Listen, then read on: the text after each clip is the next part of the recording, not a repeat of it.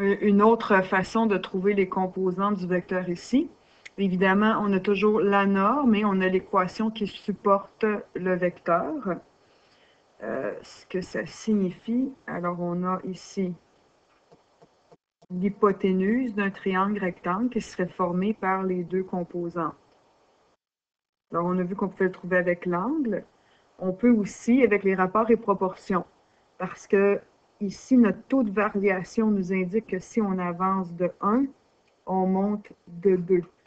Alors, ce qu'on pourrait faire, c'est se dire, je vais trouver cette hypoténuse-là et je vais pouvoir faire un rapport et proportion entre mes côtés.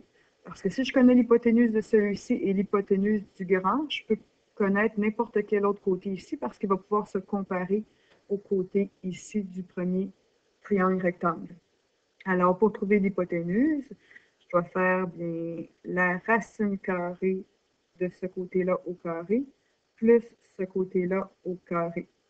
Ça nous fait donc racine de 1 au carré 1, plus 4, ça nous fait racine de 5.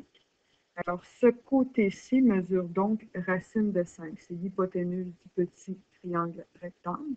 Ce sont évidemment des triangles semblables. Si je fais un rapport et proportion, bien, je peux aller avec mon petit côté ici, par exemple. Si je compare le petit côté du triangle avec son hypoténuse, bien, ça va me donner mon delta x ici. Donc, le 1 est comparable au delta x du gros triangle. Et l'hypoténuse du petit va être comparable avec l'hypoténuse du gros triangle. Et là, ensuite, c'est facile.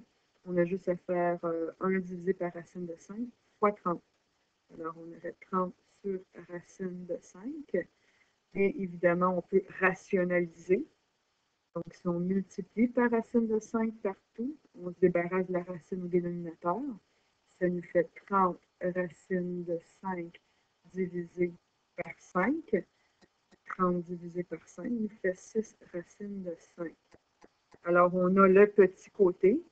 Et on pourrait ensuite faire un autre rapport et proportion, si on le désire, ou on pourrait, étant donné qu'on sait que ça, c'est 6 racines de 5, on pourrait encore utiliser Pythagore pour trouver cette cathète.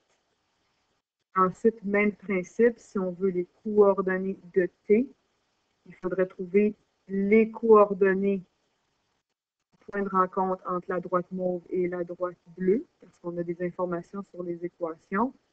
Même principe, si y vaut 2x moins 20, ça veut dire que je pourrais remplacer ce y-ci par 2x moins 20 et obtenir les coordonnées qui sont de 34 et 48.